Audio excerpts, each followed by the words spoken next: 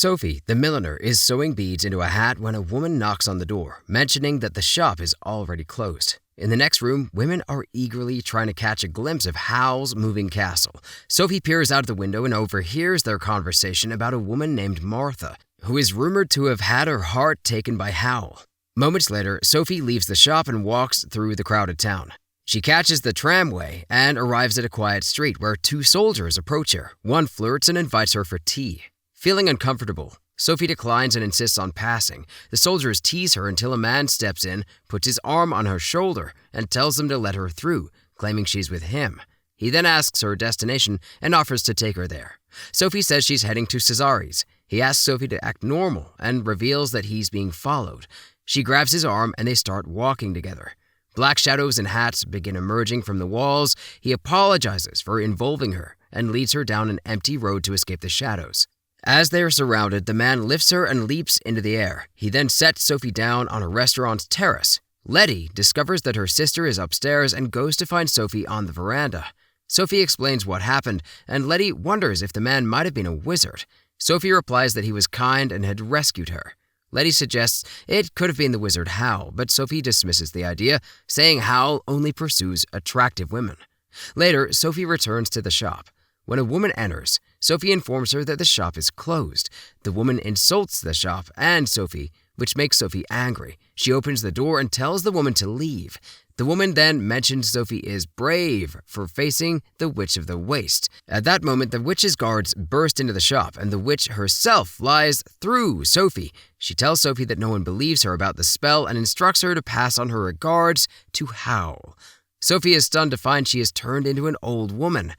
The next morning, Letty arrives at the shop and asks about Sophie. They tell her Sophie hasn't shown up for work. Letty goes to Sophie's room, and Sophie, pretending to have a bad cold, asks Letty not to come in. Letty notes that Sophie's voice sounds like that of an old woman, and then leaves. Sophie decides to leave the house. She catches a ride to the countryside with a man carrying hay.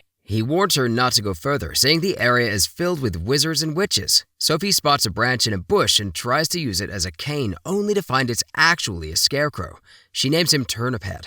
Sophie continues walking in the cold and hears a noise behind her. Turning around, she sees the scarecrow following her. He offers her a real cane and asks if he can help her to find a place to sleep. After he walks away, Sophie hopes the smell of smoke means there's a nearby cabin. To her surprise, Howl's castle starts moving in her direction. Turnip Head appears alongside it. When the castle stops next to her, it ceases moving, then starts again. Sophie notices a small door at the back of the castle, and Turnip Head directs her to go inside. She runs after the castle and manages to get inside. Sophie finds a chair and sits by a table with a fire burning. She warms her hands and the flames suddenly speak to her, revealing she is under a difficult spell. She asks if the fire is Howl, but it introduces itself as Calcifer, the fire demon. Calcifer explains that if Sophie helps him break the spells binding him, he will help her with hers. When Sophie questions if he'll keep his promise, Calcifer responds that demons don't make promises. Sophie tells him to look elsewhere and falls asleep. The next morning, a boy asks Sophie who she is, and she tells him Calcifer let her in. Calcifer explains that Sophie was wandering alone in the wastes. Customers start arriving at the wizard Pendragon to buy spells. The boy grabs some food, but Sophie offers to cook for him instead. He tells Sophie that they can't use the fire since Calcifer only obeys Master Howl. Sophie makes Calcifer obey her, threatening to inform Howl about their deal if he doesn't. When Howl arrives, Sophie announces she is the new cleaning lady. Howl takes the pan from her and continues cooking. He asks who hired her, and Sophie responds that she did because the house is filthy. Howl then tells Markle to fetch the plates so he can serve the food. Howl asks Sophie about what she has in her pocket. She checks and finds a paper which she hands to Howl. Before he can take it, the paper ignites, and its drawing burns into the table. Howl identifies it as ancient sorcery. He wipes away the drawing, explaining that while the symbol is gone, the spell remains. Howl leaves. Sophie enters the bathroom to clean it and opens the window, marveling at the view. She asks Calcifer if he's the one moving the castle, and he confirms it. Sophie praises him, which excites Calcifer. She then steps out onto a small balcony and admires the scenery. Markle tells her they're overlooking Star Lake.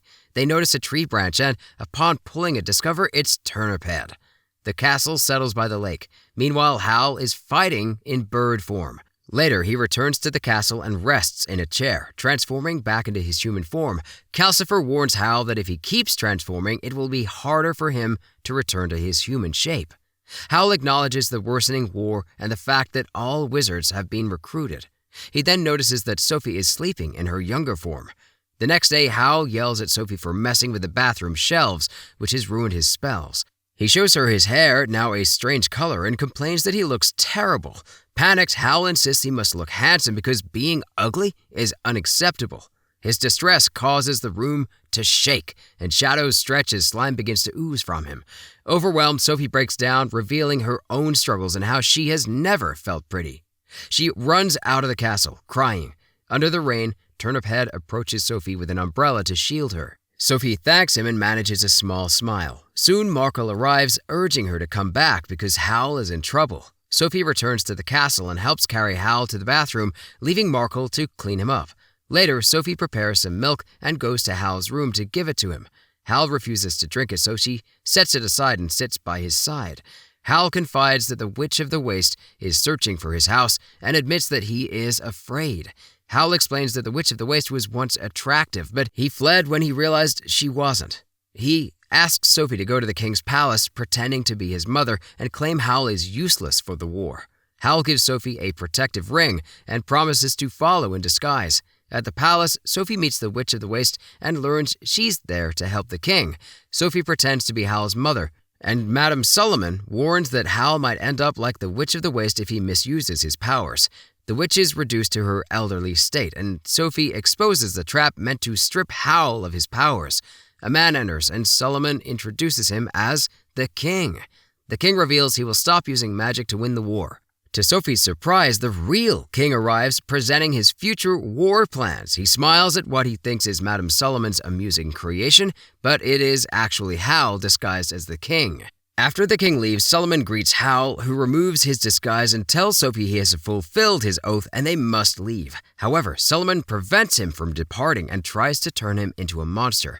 With Sophie's help, Howl manages to remember who he is. Sophie asks why he sent her to the palace if he was going to confront Solomon himself. Howl admits he was afraid of Solomon but feels braver because of Sophie's support. As they're chased by troops, Howl gives Sophie invisibility for 5 minutes and tells her the ring will guide her back. He leaves on a fake airplane to distract their pursuers. Sophie crashes her craft into the castle's front when she tries to land. That night, Howl stumbles into his room, exhausted and partially transparent. Calcifer warns him about overworking. Sophie wakes up young again and notices Howl's footprints. She follows them to a tunnel and finds Howl curled up in his bird form. Sophie confesses her love, but Howl flies away and she returns to her old age. Later, Howl reappears in his human form and shows Sophie a room he built for her, just like the one she had in her hometown. Moved by his kindness, Sophie regains her youth. They step into a field of flowers and Howl expresses his wish for her to be happy. Sophie begs him to stay and help him, despite feeling she lacks talent or beauty. Howl reassures her and she briefly returns to her younger form. Suddenly, a large battleship appears.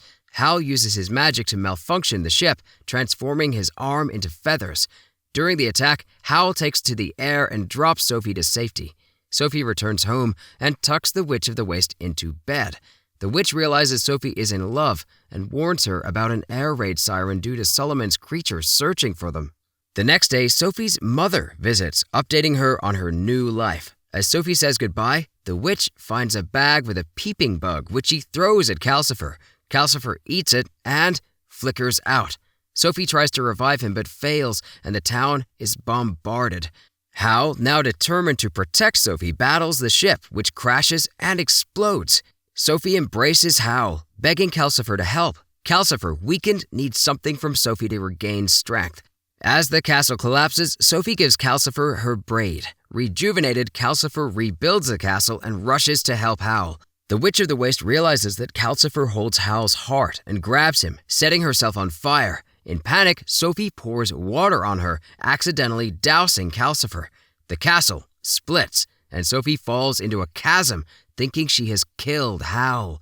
A light from her ring guides her to a door, where she sees a young Howl giving Calcifer his heart. She calls for them to find her in the future and returns to the present. Sophie finds Howl in his monstrous form. She kisses him and asks him to take her to Calcifer.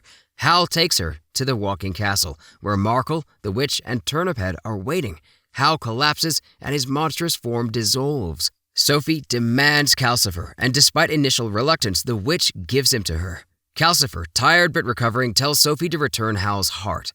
Sophie places it back inside Howl, reviving him and freeing Calcifer.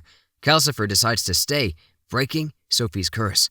A kiss from Sophie transforms Turniphead back into Justin, the missing prince from the enemy kingdom. He explains that only a true love's kiss can break his curse. Understanding that Sophie's heart belongs to Howl, however, Justin heads back to his kingdom to end the war, promising to see them again. Solomon, observing through a crystal globe, also decides to end the conflict. Sometime later, as dark skies loom, bombers head off to another battle, while Sophie, Howl, and their friends travel aboard a new flying castle. As the castle soars away, Howl and Sophie share a kiss on the castle's balcony.